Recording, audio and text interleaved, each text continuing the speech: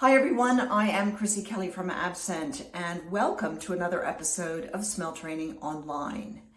If you are participating in the University of Stockholm Smell Training Research, do please log on now or immediately after you've smell trained to smelltrainingapp.com and share with them your experience of smell training today. As we all know, smell training can be really difficult to stick with over a longer period. And as I'm sure you already know, the recommended amount of time to smell train is twice a day for a minimum of 4 months. And that is a really big ask. People get bored. They think that it's not working because it does take a very long time to see results. So that's why I'm here right now. I am going to be with you every day for the next month. And we're going to see how this goes. If it goes well, I'll keep going. But the main thing is that you have some support for your smell training. I'm in my bathroom today, so let's get started.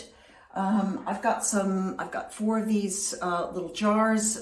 You may know all about smell training kits by now, but if you don't, do please go to absent.org. And find out how we can support you to make your own kit, or if you wish to support us, you can buy a kit from Absent. Right, here we go. I'm going to open the lid. And this one is cedar, which is that lovely smell of pencil shavings. And as I take tiny bunny sniffs, I'm going to try and put myself in that place, standing next to the pencil sharpener when I was in primary school.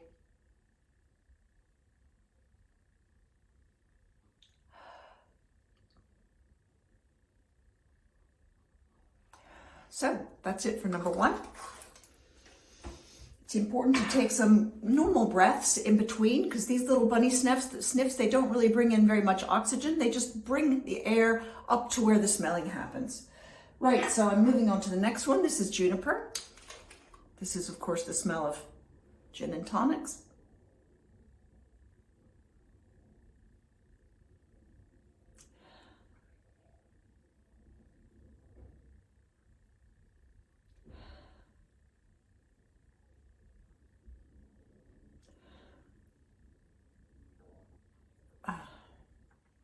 So I'm really trying to put myself within my thoughts. I'm going to try and conjure up the smell of juniper berries. I like to cook with them. I'm just going to explore the experience that I'm having. Can I remember what juniper is like? And really thinking about the experience that I'm having. And it's important to say that if you don't really experience anything right now, use your imagination to the greatest extent possible. Smell training is recommended even for people who say they can experience nothing at all. And that might sound kind of illogical. It's very frustrating, but I really want to encourage you to try anyway. Many people in our community say, when I started, I could smell nothing, and then after a while, something started to happen. I even had the experience of being at an art installation, an olfactory art installation in Germany recently, and they had a show that went every day for, I think, 3 months, and there were different programs lasting different amounts of time. And they also ran a scientific research project alongside with that. And while sitting in the audience, I met some people who were participating in that research. And one man I spoke to, when he started attending, he could smell absolutely nothing. And he was sitting in an auditorium that was filled with smells. They were being released every 10 seconds. A really interesting art installation. Anyway, he told me that after 3 months, he could smell 5 smells. And another lady that I spoke to, she started off just being able to smell a handful. And at the end, she could smell 29 different smells that were released in the process of running this program at this art installation. So it really is surprising how it can work. Right, moving right along here, cypress.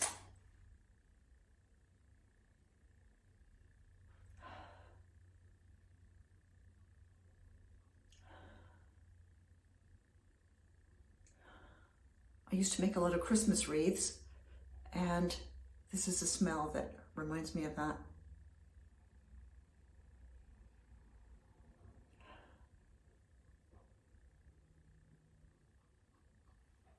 Wonderful.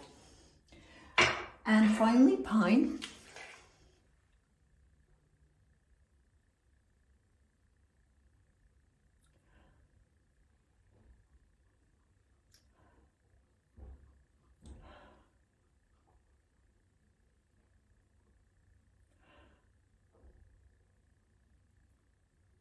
It's hard to resist the temptation to close my eyes when I'm doing this, but that's what I always do when I smell train, because I just want to get inside the smell.